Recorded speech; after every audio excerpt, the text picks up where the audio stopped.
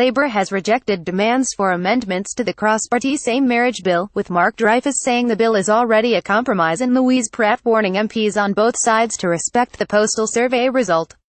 The Treasurer, Scott Morrison, and other Conservatives have promised to pursue amendments, despite the Turnbull government's announcement of a religious freedom inquiry to report back in 2018.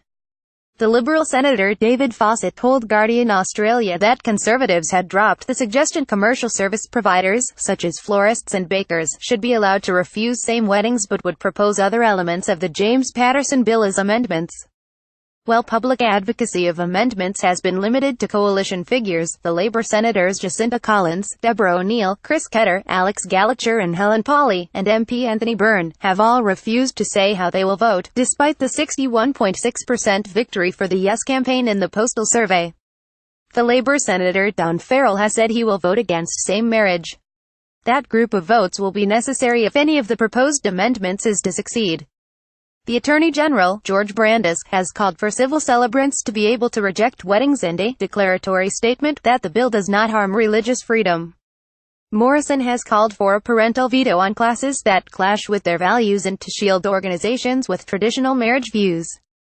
On Thursday, Pratt told Guardian Australia that Labour had a strong tradition of standing up for anti-discrimination law. Asked how her colleagues should exercise their conscience vote on the bill and amendments, she replied, "I call on all MPs to respect the outcome of the postal survey. We cannot entrench discrimination in the Marriage Act. It would be completely contrary to the outcome that the Australian community has asked for." Pratt noted a federal law giving parents the right to pull their children out of class might be unconstitutional because it is not sufficiently connected to marriage to come under the Commonwealth's head of power. "We need to think very carefully before we give parents the right to interfere in secular education," she said. For example, should we give parents the right to withdraw children from a science class because they believe in creationism? Fawcett said that different states and territories had inconsistent discrimination laws and the exemptions that religious organizations have to the Federal Sex Discrimination Act should apply nationwide. Fawcett backed Morrison's position that no detriment clauses and freedom of speech provisions to prevent people from harassing or threatening others with traditional marriage views should be pursued regardless of the Ruddock Review.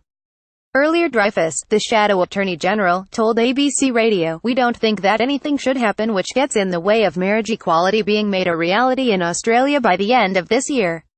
There's already been far too long years of delay caused by the hard right of the Liberal Party." Dreyfus said the cross-party marriage bill, which will be debated next week after it was introduced by Liberal Senator Dean Smith, was already a compromise that had been reached after an all-party consensus committee report back in February. Responding to Morrison's claims that more religious protections were needed to represent the minority who voted against same marriage, Dreyfus replied, "This is a bill for 100% of Australians. We are all better as a result of equality being given to all Australians." Dreyfus said the cross-party bill was what we should be working on, and labelled proposed amendments to the cross-party bill really peripheral matters or digression from the main issue. "It would be immensely disappointing not just to me but for many other Australians if the removal of discrimination, which is what marriage equality is about, was seized on as an opportunity to actually increase discrimination," he said. He said the appointment of Philip Ruddock and others to a separate religious freedom inquiry was a thoughtful approach.